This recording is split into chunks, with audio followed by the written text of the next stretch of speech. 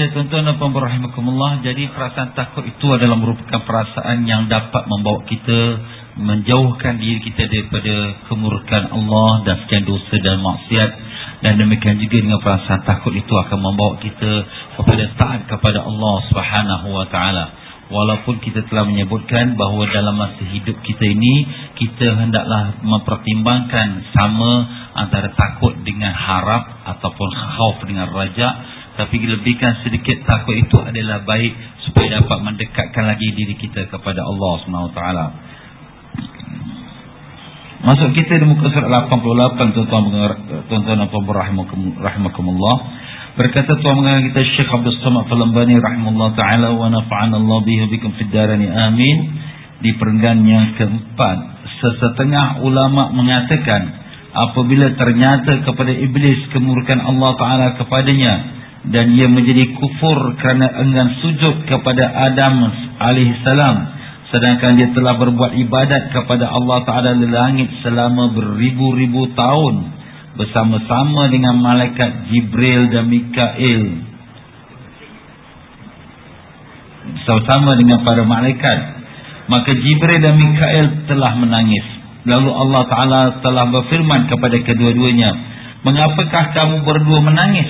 Kedua-duanya menjawab, ya Rabbi, wahai Tuhanku, siapa lagikah yang merasa aman daripada kemurkaanmu? Allah Ta'ala berfirman kepada keduanya, demikianlah kami jadikan kamu berdua tidak merasa aman daripada kemurkaanku, iaitu sehinggalah kamu berdua takut kepadaku. Jadi kalau kita lihat daripada kisah iblis, tuan-tuan ya, semua kita pun sudah tahu asal-asalnya iblis ni adalah dia penghuni syurga. Dia duduk syurga ni bukan sikit-sikit, tentang ribuan tahun, sehingga dia menyebutkan sampai 70,000 tahun. Dan semua lapisan langit, dari langit pertama, kedua sampai langit ketujuh, semua iblis pernah berjalan di sana. Dan tidak ada satu pun tapak yang dia melangkah melainkan dia akan sujud kepada Allah Subhanahu Wa Taala. Begitulah kuatnya ibadat iblis ni sewaktu dia dalam syurga, dan nama dia masa itu ialah Azazil. Jadi apabila cerita iblis kena laknat dan kena buang pada syurga kerana tak mau tunduk dan sujud pada Adam AS, maka malaikat seperti Jibril, Mikail, malaikat Jibril kira malaikat nombor 1, malaikat Mikail kira malaikat nombor 2. Dia pangkat, dia ranking dia. Jadi dua malaikat yang besar ni merasa apalah yang ada pada kami, kalau macam ini punya kuat ibadat pun si iblis ni pun boleh jatuh dan dilaknat dan dibuang daripada syurga, siapa lagi lah yang akan selamat? Maknanya tak ada orang dapat garanti, tak ada malaikat yang dapat jamin diri terselamat daripada kemurkaan Allah. Jadi gambarkan tuan-tuan dan puan-puan, maksud di sini, kalaulah sekiranya malaikatnya begitu mulia pun rasa tidak aman, tidak tenteram, tidak rasa garanti, kenapa kita pula manusia yang banyak dosa dan lalai ini boleh rasa tenang? Oh, aku orang Islam, aku mati Islam. Belum tahu lagi tuan-tuan dan puan-puan, Ustaz kalau belum tahu macam mana? Sentiasalah merasa takut dan bimbang, sentiasalah bermohon dan mengharap daripada Allah. Itulah yang dimaksudkan daripada kata-kata tersebut. Jadi kalaulah sekira iblis yang ribuan tahun pun ibadat boleh dilaknat dan dikeluarkan daripada syurga, lebih-lebih lagi lah kita 1000 tahun pun tidak, 100 tahun pun tidak, lebih-lebihlah kita meletakkan harapan kita dan takut kita kepada kemurkaan Allah. Jadi kalau begitu, jangan kita bermain-main dengan maksiat, jangan kita bermain-main dengan kemurkaan Allah. Takut dan bimbang, Allah putuskan, dan kemudian kita akan dimurki Allah dan terus dilaknat, na'udzubillah min zalik. Abu Darda radhiyallahu berkata bahawa apabila Nabi Ibrahim AS masuk menunaikan solat, didengari suara di dalam dadanya daripada sejauh perjalanan satu batu, seperti periuk yang menggelegak kerana takut kepada Allah Ta'ala. Subhanallah, Nabi Ibrahim, dia duduk dalam sembahyang, dia punya jantung, dia punya nafas, dia rasa bimbang dan takut kepada Allah tu seperti air yang menggelegak, boleh dengar satu batu jauhnya. Masya Allah. Tapi memang orang zaman dulu pun besar-besar tuan-tuan ya. Kalau tuan-tuan dan puan-puan yang pernah pergi Mekah tengok tapak kaki Nabi Ibrahim AS depan kita kata depan Kaabah, Maqam Ibrahim tu, tapak kaki dia besar, menunjukkan orang zaman dulu besar. Kerana Nabi Adam AS pun bila diturunkan dari syurga pun 70 hasta tinggi dia. Sebab orang syurga pun memang tinggi besar-besar. Jadi apabila zaman Nabi Adam tu 70 hasta, mungkin lepas tu dia rendah sikit. Zaman Nabi Ibrahim tu masih pertengahan agaknya, mungkin 30 hasta agak, Allah alam. Tapi pokoknya memang lebih tinggi dan lebih besar daripada orang kita zaman sekarang ni. Kita ni dah kira dah ketok-ketok dah last dah dekat-dekat hari kiamat nak habis dah kita ni. Itulah keadaan ni tuan-tuan. Dan Mujahid rahimahullah ta'ala berkata kepada bahawa Nabi Daud alaihissalam sujud selama 40 hari tanpa mengangkat kepala sambil menangis sehingga air matanya menumbuhkan rumput yang menutup kepalanya. Dan ketika Allah Ta'ala berfirman kepadanya, Ya Daud, ja'iyun anta fatut'am, wahai Daud, adakah kau lapar supaya kau diberi makan? Adakah kau dahaga supaya kau diberi minum? Atau adakah engkau bertelanjang supaya engkau diberi pakaian? Lalu dia pun menangis dengan suara ratapan yang berlarutan sehingga terbakar ranting kering berhampiran dadanya kerana kepanasan perutnya disebabkan takut kepada Allah Ta'ala. Maknanya Nabi Allah Daud AS ni subhanallah salah seorang Nabi yang sangat-sangat takut kepada Allah. Dia ada melakukan sedikit kekeliruan kerana berlakulah kehakiman beliau kepada dua orang saudara yang bertelingkah. Jadi dua orang saudara itu, satu saudara itu mengadu pada Nabi Daud alaihissalam bahawa saudara dia satu lagi ada 99 ekor kambing. Saya ni ada 1 ekor kambing. Kemudian diambillah saya punya 1 ekor kambing itu, jadikan genap dia punya 100. Terus Nabi Daud alaihissalam telah menghukumkan salah kepada saudara yang mengambil 1 tu untuk genapkan 100. Tetapi sebenarnya Nabi Daud alaihissalam belum lagi cek, belum semak lagi sejauh manakah dakwaan itu betul atau tidak.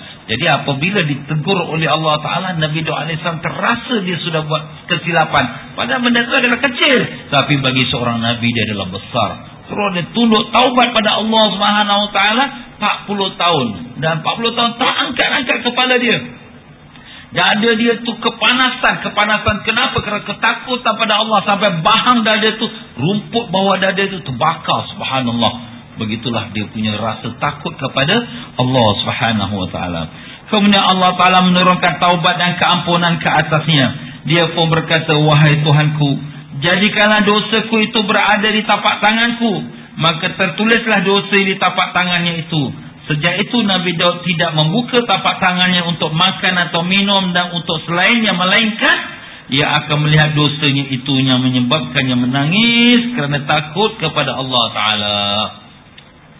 Jadi bila dia doa minta Allah jadikan dosa kat tapak tangan, setiap kali buka tapak tangan nampaklah dosanya. Setiap kali nampak dosanya, setiap kalilah dia pun menangis kepada Allah.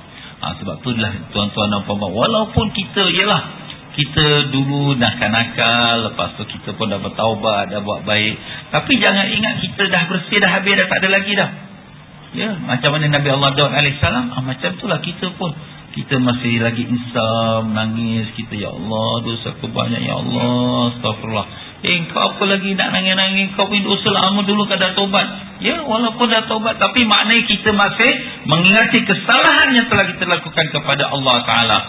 Dan kalaulah Nabi Daud alaihissalam Allah Ta'ala sudah terima taubatnya, sudah dapat confirmation, pun masih lagi dia menangis, kita ni belum tahu lagi Allah terima ke tidak.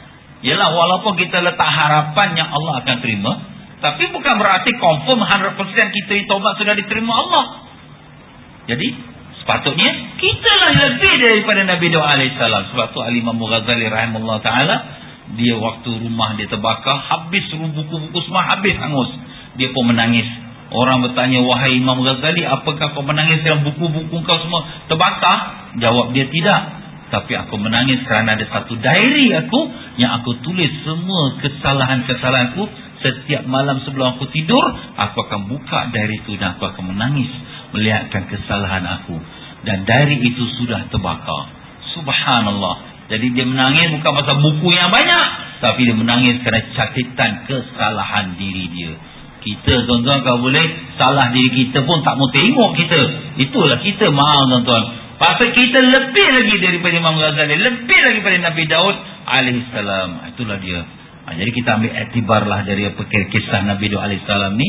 Walaupun kita sudah bertaubat pada Allah, tapi masih lagi kita rasa rendah diri, takut kepada Allah SWT. Suatu riwayat lagi menyebut bahawa selepas itu Nabi Daud alaihissalam tidak mendongakkan kepala ke langit sehinggalah beliau wafat kerana malu kepada Allah Ta'ala. Allahu Akbar ya. Yahya bin Qusair rahimahullah Ta'ala berkata, telah sampai kepadaku hadis yang menceritakan mengenai hal Nabi Daud alaihissalam, yang apabila mahu meratapi dirinya, beliau akan berpuasa, makan, minum selama 7 hari dan tidak menghampiri istrinya. Sehari sebelum tamat, beliau keluar ke suatu tanah lapang dan menyuruh anaknya Nabi Sulaiman alaihissalam supaya menyeru dengan suara yang nyaring kepada sekalian penduduk di negeri itu dan penduduk di negeri-negeri sekitarnya, termasuk segala binatang di hutan rimba dan yang berada di dalam gua, di bukit dan di atas bukit, dengan seruan. Apa seruannya? Dengarlah, barang siapa yang mahu mendengar ratapan Nabi Daud ke atas dirinya, maka datanglah kemari. Lalu datanglah sekalian manusia berhimpun di tanah lapang itu, dan turut datang sekalian binatang liar dan buas daripada hutan belantara, termasuk juga sekalian binatang yang melata daripada bukit bukau, burung-burung daripada sarang masing-masing, dan sekalian lelaki dan wanita yang tidak pernah keluar daripada rumah, semuanya datang berhimpun di tanah lapang itu. Kemudian Nabi Daud alaihissalam datang ke situ dan naik ke sebuah mimbar. Beliau dikelilingi oleh umatnya Bani Israel yang berbagai-bagai kaum itu. Nabi Sulaiman alaihissalam turut berada di atas mimbar itu di sebelah belakang bapanya. Nabi Daud alaihissalam pun memuji Allah Ta'ala. Sekaliannya hadir menjadi gempar dan menangis mencurahkan air mata. Beliau menyebutkan pula tentang syurga dan neraka, termasuk penduduk kedua-duanya. Apabila mendengarkannya, ramai manusia yang hadir itu mati, dan turut mati juga binatang yang melata dan binatang buas dan liar.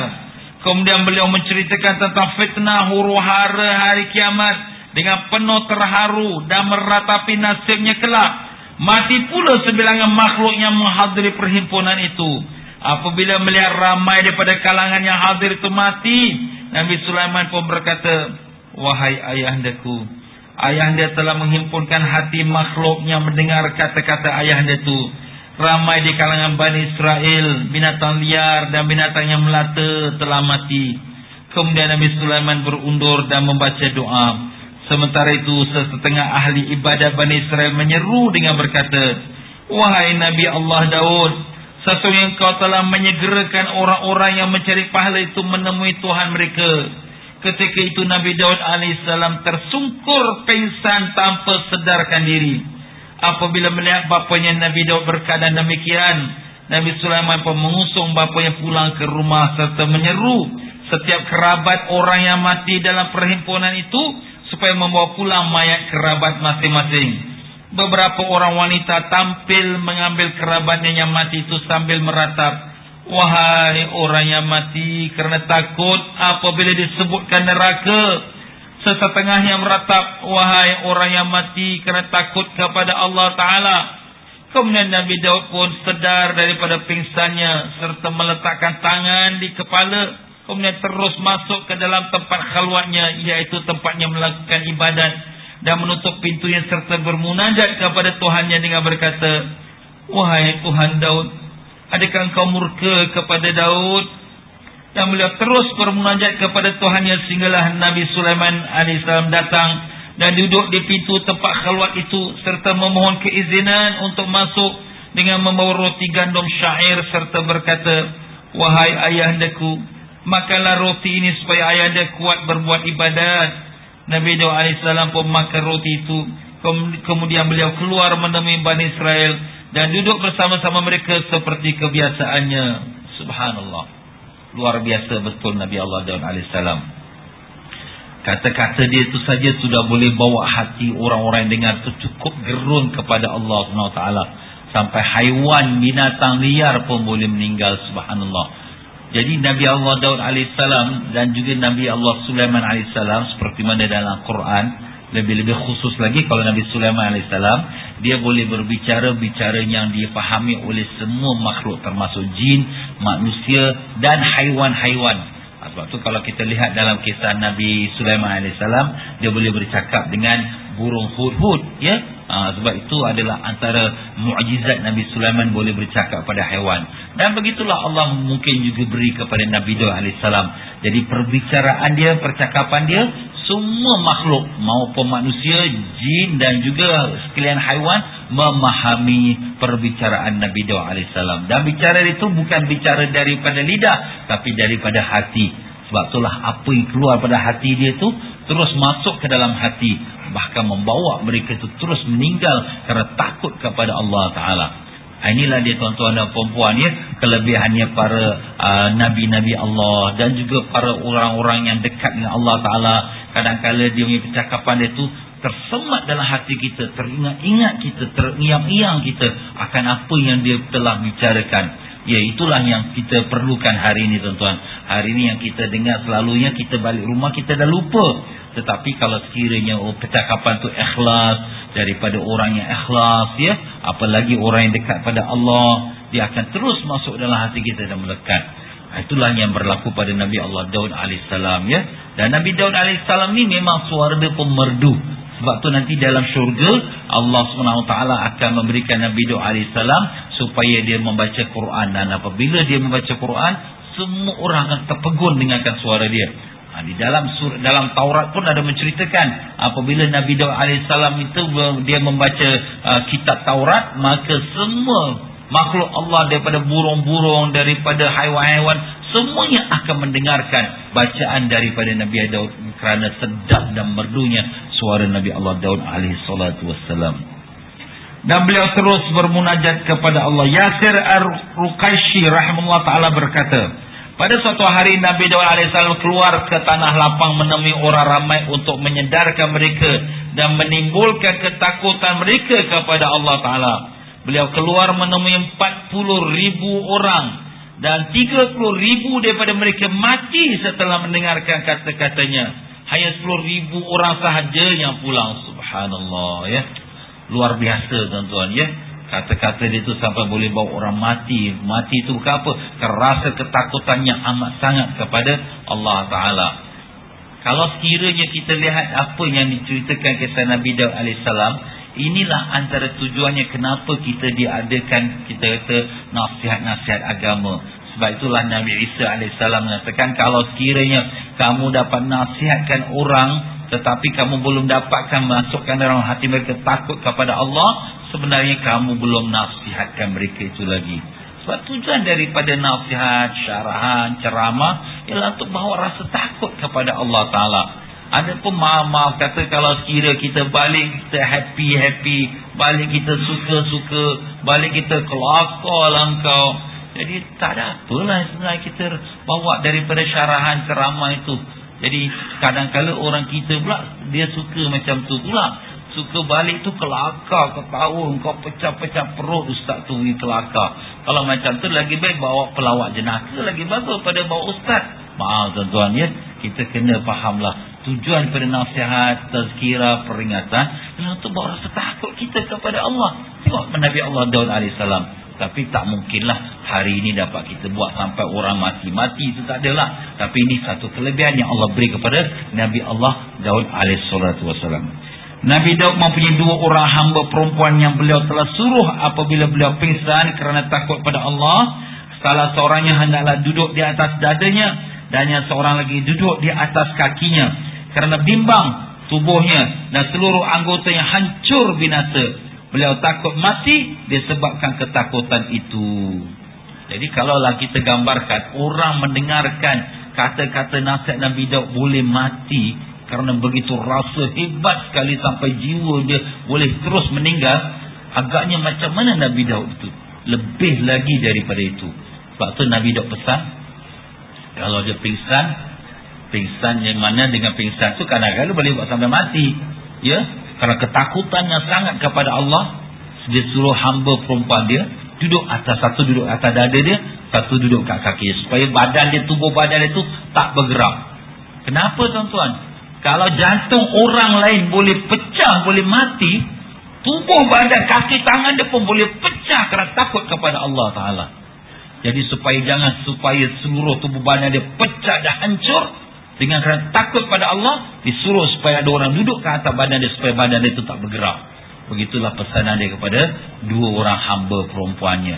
Hamba perempuan ni memanglah walaupun dia itu perempuan tapi hamba, sudah jadi macam seperti isteri.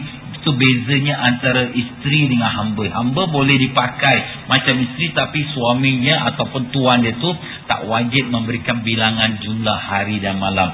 Tapi zaman sekarang dah tak ada lagi lah. Hamba-hamba zaman dulu memang ada lah Apabila Sayyidina Abu Bakar Siddiq radhiyallahu anhu dilanda rasa takut pada Allah Ta'ala, beliau akan berkata kepada seekor burung, laitani mislaka ya ta'ir walam ukhlaq bashara. Alangkah baik jika aku menjadi sepertimu wahai burung dan tidak diciptakan sebagai manusia. Subhanallah tuan-tuan Sayyidina Abu Bakar ni kira orang yang nombor 1 lah Selepas pada Nabi dan Rasul, iman yang paling kuat sekali ialah Sayyidina Abu Bakar radhiyallahu anhu. Sehingga Nabi bersabda, kalaulah ditimbang iman Sayyidina Abu Bakar satu dacing, dan iman sekalian jin dan manusia daripada awal sampai akhir semua ditimbang satu dacing, lebih berat lagi iman Sayyidina Abu Bakar. Tapi apa kata dia? Alangkah baiknya kalau aku jadi seperti seekor burung, tidak dijadikan seperti manusia. Kenapa? Sebab burung besok ke akhirat tak ada kena hisap, tapi kita manusia akan diperhitungkan. Apalah dosa Sayyidina Abu Bakar kalau kita fikir-fikir? Dahlah iman paling kuat, paling dikasihi Nabi SAW radhiyallahu anhu, sudah dijamin syurga, tapi perasaan dia masih takut pada Allah. Patut-patut kita lah yang cakap macam tu, bukan Abu Bakar. Patut kita lah yang bicara macam tu. Alangkah baiknya aku ni jadi seperti burung, tidak dijadikan manusia. Subhanallah.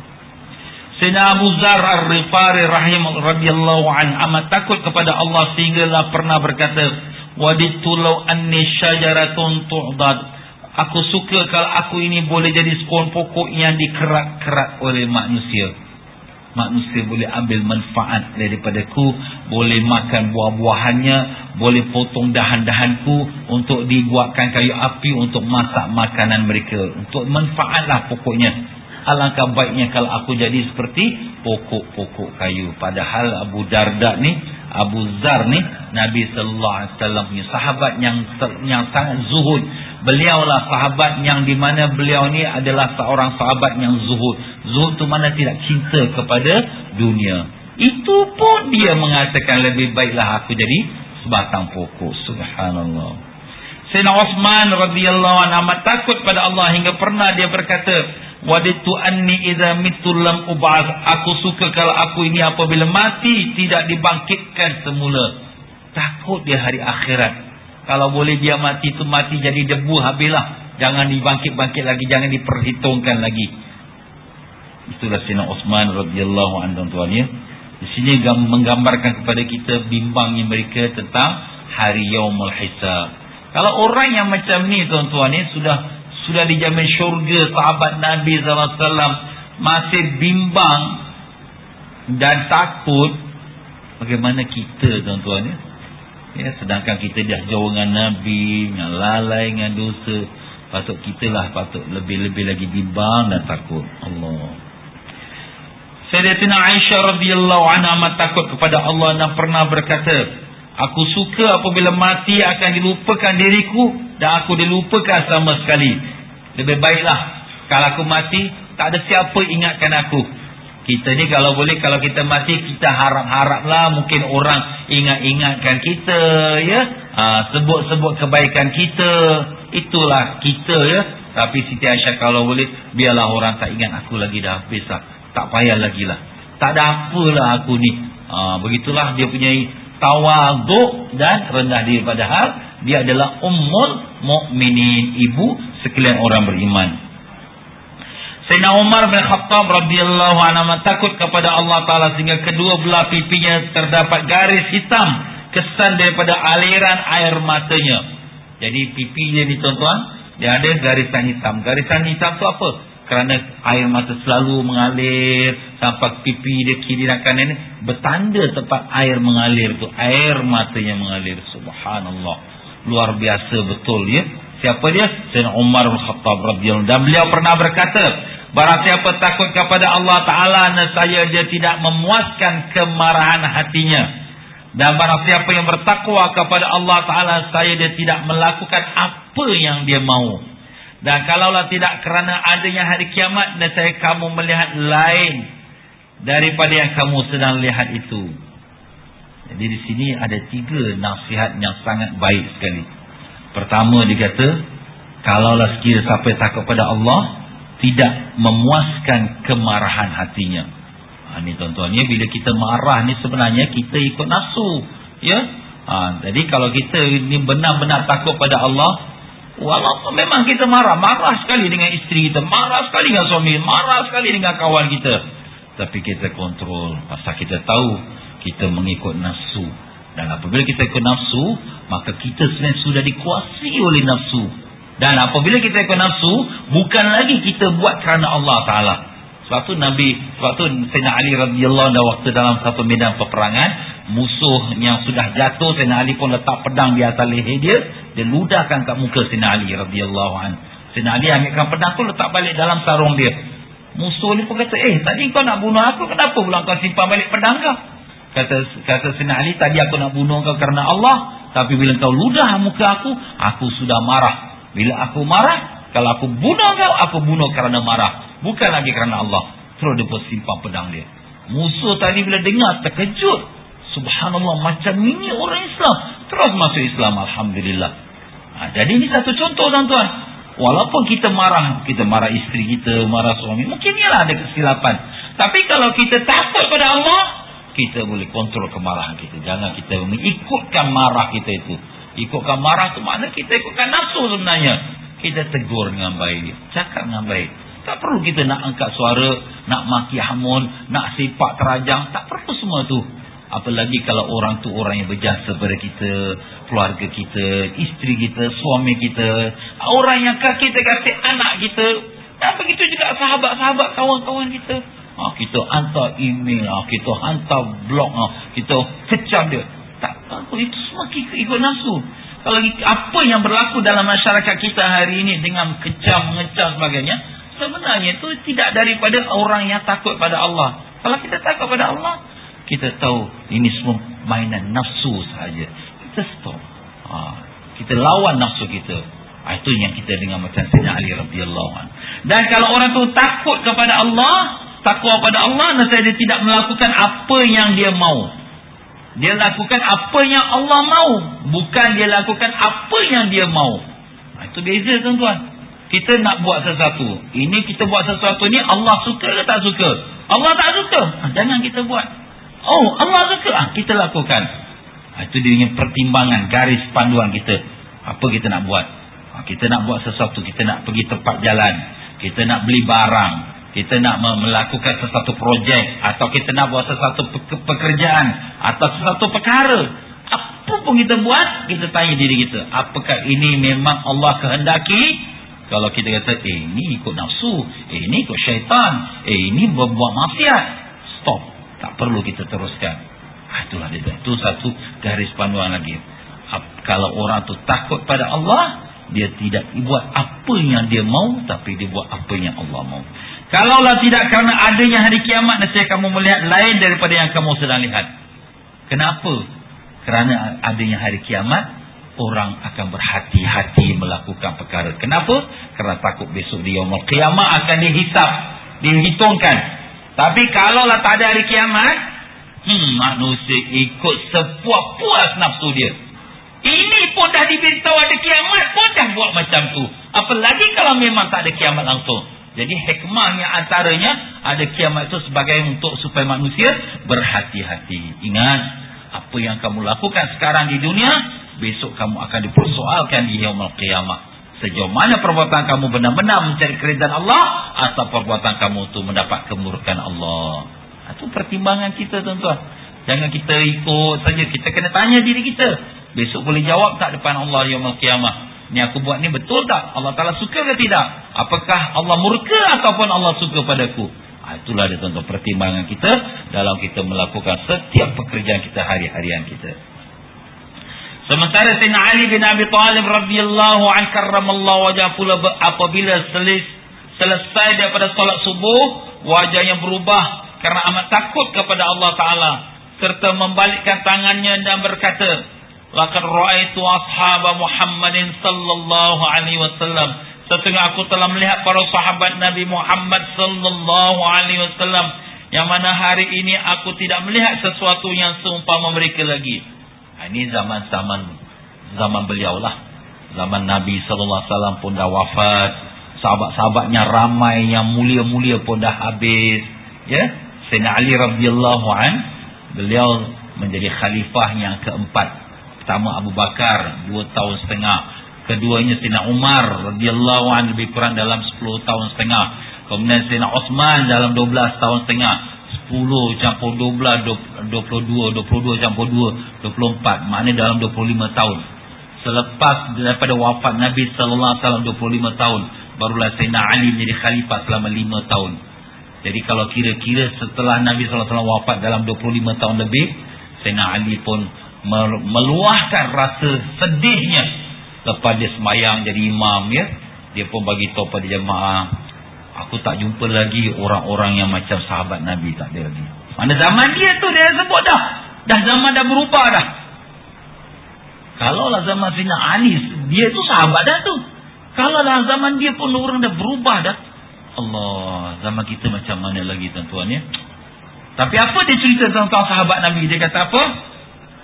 Mereka, iaitu sahabat Nabi SAW, pada waktu pagi kusut masai, berwajah kuning putih dan berdebu. Di depan mata mereka terdapat seperti kumpulan-kumpulan kambing. Jadi sahabat Nabi bila pagi-pagi muka dia kusut, dan kuning. Kenapa? Kurang tidur, kurang makan. Kenapa kurang tidur? Ibadat waktu malam. Kenapa kurang makan? Puasa sunat. Kadang-kadang susah miskin, makan pun tak ada. Itu zaman sahabat-sahabat memang berlaku dah tu, ya. Jadi dia ceritakan, dan mereka ini di depan mereka tu seperti kumpulan kambing-kambing. Jadi makna di sini, maksud pada kambing-kambing itu ialah maknanya mereka ni seperti penjaga-penjaga. Sungguh-sungguh menjagai akan hal ehwalnya keadaan umat Islam ni. Ambil berat. Macam mana penjaga menjaga kambing, macam itulah sahabat-sahabat Nabi sungguh ambil berat dengan hal keadaan masyarakat. Pada malam hari mereka sujud dan mendirikan solat, membaca kitab Allah iaitu Al-Quran, bergerak-gerak antara dahi mereka dan kaki mereka, iaitu berulang-ulang antara sujud dan berdiri. Apabila tiba waktu pagi, mereka berzikir kepada Allah Ta'ala serta bergoyang seperti pohon kayu yang ditiup angin. Ini tuan-tuan dan puan-puan, sahabat-sahabat kalau berzikir seperti pokok kayu ditiup angin. Macam mana kalau pokok kayu ditiup angin? Dia hempas sana, hempas sini, goyang tubuh badan dia. Kenapa? Kerana begitu lazat dan asyik dia dalam zikir. Jadi kadang-kadang kita lihat ada orang-orang berzikir tu badan dia bergerak. Kadang-kadang kita tengok gerak dia kuat. Kenapa ni zikir ni, tohuyung hayang ni, kenapa ni? Apa diorang buat ni? Itulah amalan yang pernah dilakukan oleh para sahabat-sahabat Nabi sallallahu alaihi wasallam. Ini Sayyidina Ali cerita ni. Jadi kadang-kadang kita jadi pelik, kita tengok orang berzikir macam tu. Sebenarnya itulah yang pernah dilakukan. Kenapa orang-orang zikir ni kadang-kadang dia bergoyang? Kerana dia rasa asyik, lazat, manis, sedap. Sebab roh ni bila dia dapat rasa sesuatu sedap, dia gembira. Macam mana kalau kita gembira? Orang panggil kita, Ahmad kau dapat loteri, Ahmad kau dapat gaji, Ahmad kau dapat pangkat. Dia pun bergerak. Betul ke? Kalau dia duduk, Ahmad kau dapat naik gaji, kau dapat bonus. Ya ke? Mana dia tak happy. Tapi bila dia betul happy, betul ke? Dia bergerak. Roh kita sebenarnya tuan-tuan, bila dia dapat makan, sebab zikir ni makanan dia, dia gembira, happy dia, bergerak dia, roh goncang dia, bergoncang dia, bergoyang dia. Ini sahabat-sahabat Nabi SAW. Dan kalau kita berzikir pun, kalau kita zikir tu bergerak, kita punya badan kita membawakan kepada badan kita segar. Dan bila kita segar, kita mengantuk. Tapi sebaliknya tuan-tuan, kalau sekiranya kita zikir la ilaha illallah, la ilaha illallah, la ilaha illallah, dia tidur. Pasal dia tak ada action. Jadi bila tak ada action, badan pun rasa malas, terus tidur. Nampak? Ini amalan sahabat-sahabat. Jadi jangan kita rasa terkejut kalau kita tengok orang berzikir bergerak kanan kiri, seperti pokok yang dihempas oleh angin ribut yang kencang kanan kiri dan sebagainya. Dan mata mereka berlinangan dengan air mata sehinggalah pakaian mereka basah. Allah, nangis sahabat-sahabat ni. Pagi-pagi habis zikir, menangis pada Allah. Demi Allah, aku seolah sekarang ni berada bersama-sama dengan kaum yang pada waktu malam mereka lalai daripada berzikir kepada Allah dan daripada berbuat ibadat. Ini Sayyidina Ali mengeluh.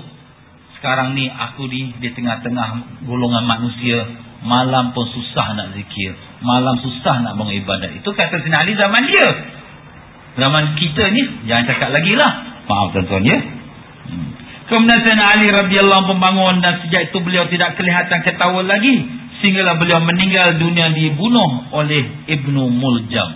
Ibnu Muljam ni ialah golongan Khawarij, orang yang derhaka kepada khalifah. Ya, itu satu sejarah yang panjanglah ya.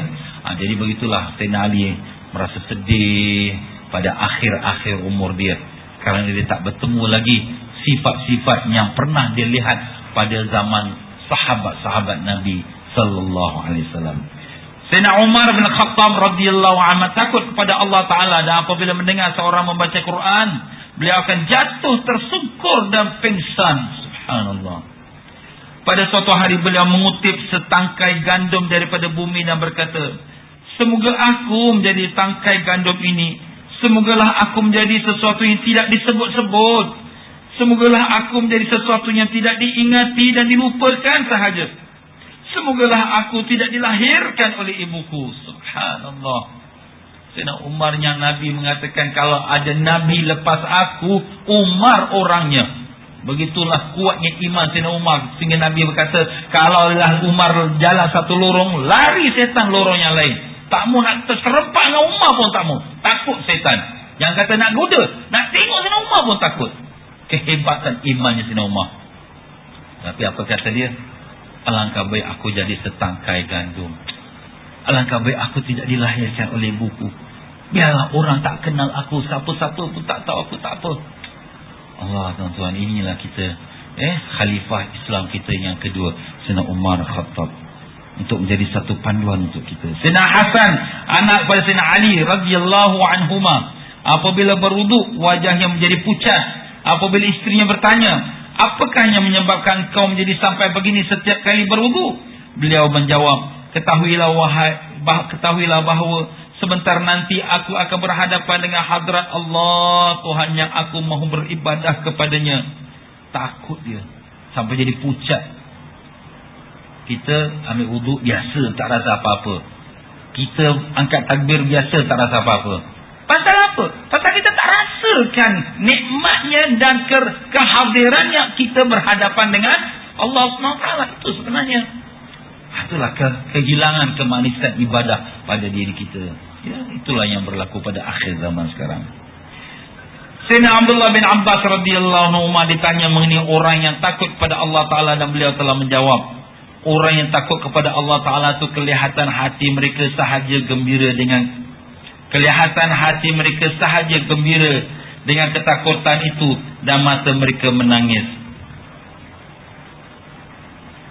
Mereka pun berkata, jadi maksud di sini hati mereka itu, kalau kita kata gembira dengan ketakutan, maknanya dia suka. Kalau hati dia rasa takut.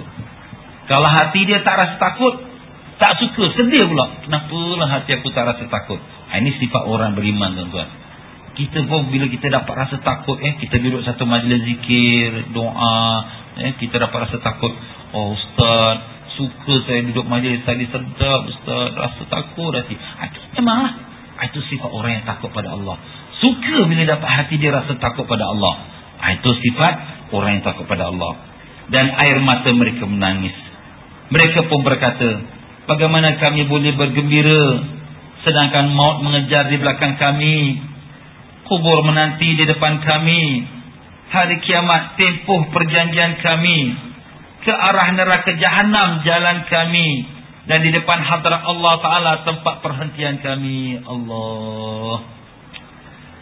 Ini kata-kata tuan-tuan ni kalau dapat kita catat kemudian kita bacakan sebelum kita nak tidur Ya Allah, bagaimanalah aku ni mati sedang mengejar aku, kiamat sedang menjadi tempat perjanjianku, meeting kita lah, kita akan jumpa pada Allah dan kita akan bertemu dengan Allah. Nak jalan menuju ke akhirat tu kita melalui neraka. Nak kena jalan atas siratal mustaqim, tak tahu lepas ke tak lepas, barulah kita menuju ke syurga ataupun jatuh ke neraka oleh Allah. Jadi kita buat tanda, kita baca, kita ulang sekali, 2 kali, 3 kali. Satu hamba Allah yang takut pada Allah, dia baca kullu nafsin dha'iqatul maut, setiap nyawa akan merasai mati. Dia duduk satu corner, dia baca, dia ulang, dia nak ingatkan diri dia tu, dia ulang, nangis, dia ulang, setiap nyawa akan merasai mati. Kemudian terdengar satu suara daripada jin, hai hamba Allah, cukuplah, engkau punya bacaan tu sudah menjadikan beberapa orang jin mati kerana ketakutan pada Allah. Jin dengar, jin Islam lah, pun rasa takut mati. Macam mana kita baca tadi, Nabi Daud punya nasihat saja orang boleh mati. Begitulah dia tuan-tuan. Jadi kita ingatkan diri kita, kullu nafsin dha'iqatul maut, semua nyawa akan mati, semuanya hidup akan mati. Kita ingatkan diri kita. Seorang pemuda Ansar yang amat takut pada api neraka telah menemui Rasulullah SAW dan memeluk baginda. Kemudian tiba-tiba dia jatuh dan meninggal dunia. Allahu Akbar. Nabi SAW pun menyuruh supaya diuruskan mayatnya dengan bersabda, kebumikanlah sahabat kami ini, kerana ketakutannya terhadap api neraka menyebabkan hatinya hancur binasa, habis remuk hati dia. Kenapa? Kerana begitu takut dia kepada Allah Subhanahu Wa Taala, takut akan azab Allah. Sayyidina Umar bin Abdul Aziz rahimahullah ta'ala berkata, sesungguhnya Allah Ta'ala menjadikan kelalaian di hati hamba-hambanya daripada takut kepada Allah ialah sebagai suatu rahmat di dalam hati mereka supaya tidak mati kerana takut kepada Allah. Ini pun satu hikmah juga. Kalaulah Allah Ta'ala membakar hati kita semua dengan takut pada Allah 24 jam, tak boleh kita nak buat kerja. Nak keluar pun takut, nak berjalan pun takut, nak pergi bekerja pun takut, tak boleh buat apa-apa. Ada rahmatnya jugalah. Waktu-waktu kita dalam majlis, dalam zikir, alhamdulillah rasa takut pada Allah. Waktu-waktu kita bekerja, takut tapi tak membara seperti yang kita berada dalam majlis zikir. Kalaulah semua kita rasa takut dengan begitu membara, tak ada siapa boleh buat apa kerja pun. Nak kahwin pun tak mau, nak pergi pasar pun tak mau, nak jual beli pun tak mau. Semua dah rasa takut. Ini pun ada hikmah dan rahmat Allah kepada hamba-hambanya. Semoga Allah SWT memberikan kita rasa takut kepada Allah setiap waktu dan saat, dan jadikan kita keikhlasan dalam semua amal ibadat, dan dijauhkan kita dari sifat sombong dan lalai dan sombongkah, dan dijadikan kita daripada hamba-hamba yang terpilih. Amin. Amin ya rabbal alamin. Astaghfirullahalazim. Astaghfirullahalazim. Subhanakallahumma bihamdika asyhadu an la ilaha illa anta astaghfiruka wa atubu ilaik. Alhamdulillah tuan-tuan dan puan-puan, dengannya alhamdulillah masjid kita ni sudah pun ada lembaga pentadbir yang baru dan ada pula kita kata kita pengurusi yang baru.